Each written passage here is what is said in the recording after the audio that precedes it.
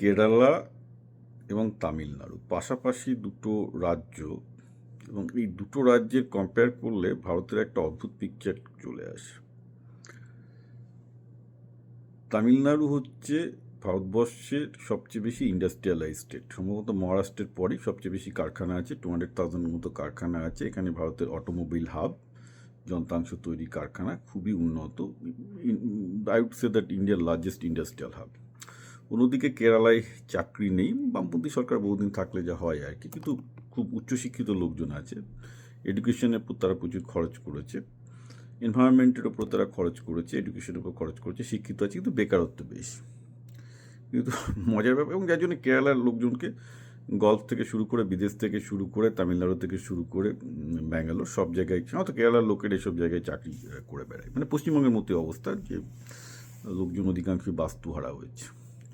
কিন্তু আমি কেন এই ভিডিওটা করছি, তার কারণ একটা খুব ইন্টারেস্টিং ব্যাপার দেখা যাচ্ছে যে তামিলনাড়ুতে এত ইন্ডাস্ট্রিয়ালাইজেশন হওয়া সত্ত্বেও যেটা সমস্যা, ইন্ডাস্ট্রিয়ালাইজেশন তো হয়েছে, ইন্ডাস্ট্রিতে প্রচুর লোক চাকরি করছে, 1,60,00,000 লোক ইন্ডাস্ট্রিতে চাকরি করছে তামিলনাড়ুতে, ভারতের মধ্যে হায়েস্ট অ্যাকচুয়ালি, ইনফ্যাক্ট মহারাষ্ট্রের থেকেও বেশি।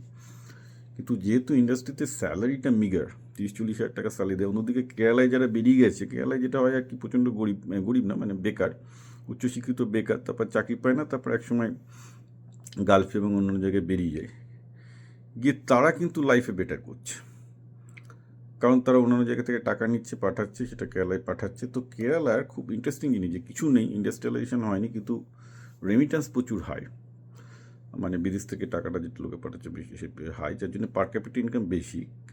কেরালাতে লোকেদের পার্সোনাল লাইফস্টাইল অনেক বেটার, কিন্তু কোনো ইন্ডাস্ট্রি নেই, কারণ লোকজন বাইরে থেকে টাকা পাঠাচ্ছে, বাইরে থেকে করছে। তো যদিও তামিলনাড়ু ইন্ডাস্ট্রিয়ালাইজড, কিন্তু লোকজনের কোয়ালিটি অফ লাইফ খুব নিচে নেমে গেছে, কারণ পলিউশনও তত বেশি আর কি। কেরালার মতো অত ভালো পরিবেশটা রাখতে পারেনি, কারণ কেরালায় তো যেহেতু ইন্ডাস্ট্রি নেই, সেহেতু সেহেতু মানে কী করে মানে পরিবেশ ভালো থাকবে। তো আমার মতে পশ্চিমবঙ্গ কেরালা থেকে শিখতে পারে একটা ইন্টারেস্টিং জিনিস। ঠিক আছে, এখানে ধরে নাও যে বেকারত্ব আছে, তাহলে পরিবেশটা অন্তত ভালো রাখুক, যে অন্তত একটা কেরালার মতো অন্তত একটা ট্যুরিজম হাব হোক, যাতে অন্তত লোকেরা ভালো থাকে। যখন চাকরি না হলে লোকে ভালো থাকবেই আর কি।